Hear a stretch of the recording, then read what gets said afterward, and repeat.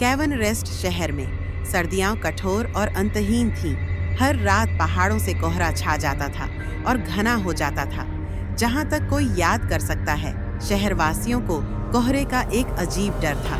Frosted घूंघट की फुसफुसाहट के साथ जुड़ा हुआ डर। इलियास वॉस, एक यात्रा कलाकार जो भयानक परिदृश्यों को कैद करने के लिए जाना जाता है, 1 दिसंबर को कैवन रेस्ट पहुंचे। शहर की भयावह सुंदरता से आकर्षित होकर इलियास उस कोहरे को चित्रित करने के लिए उत्सुक था, जो एक भूतिया पर्दे की तरह लटका हुआ था, जो देखने में आने वाली हर चीज को ढक रहा था। ग्रामीणों ने उसे इसके खिलाफ चेतावनी दी और कोहरा घना होने से पहले शहर छोड़ने का आग्रह किया, लेकिन इलियास को कोई फर्क नहीं पड़ा। वह घूंघट पर कब्जा करना चाहता था, जैसा कि वे इसे कहते थे, और उन्हें साबित करना चाहता था कि उनका डर लोक कथाओं के अलावा और कुछ नहीं था। चेतावनियों को नजरअंदाज करते हुए इलियास एक रात बाहर निकल गया जब कोहरा सबसे घना था। उसने अपना चित्रफलक शहर के ठीक बाहर घाटी की ओर देखने वाली एक पहाड़ी पर स्थापित किया। जैसे जैसे उसने पेंटिंग करना शुरू किया, उसके आसपास की दुनिया ठंडी होती गई, हवा तेज होती गई, लेकिन इलियास मंत्रमुग्ध था।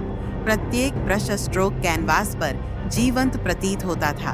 सफेद, नीले और हल्के भूरे रंग के स्ट्रोक में धुंधली धुंध को कैद कर रहा था।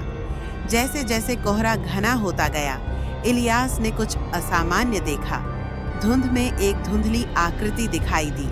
तिरछी नजर से वह कोहरे में निश्चल खड़े एक आदमी की आकृति बना सकता था।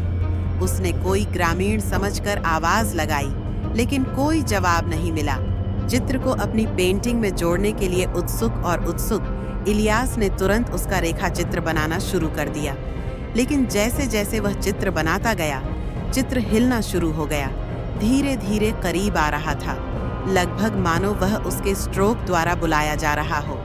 असहज होकर इलियास रुक गया, यह देखते हुए कि आकृति धुंध से अधिक स्पष्ट रूप से उभर रही थी। एक लंबा वर्णक्रमीय व्यक्ति, जिसकी आंखें बर्फ के टुकड़े जैसी थीं, एक फटे हुए ठंड से भरे लबादे में लिपटा हुआ था। इलियास ने बोलने की कोशिश की, लेकिन जैसे ही वह आदमी पास आया, उसकी आवाज उसके गले में फंस गई।